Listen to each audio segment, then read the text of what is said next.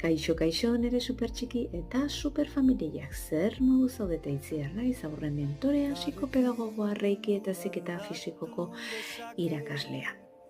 Badakizute gure buruko pentsamenduak entrenatu daitezkela arrakastarako pentsatzeko? Badakizu nola sortzen diren gure sinismen mugatzaileak?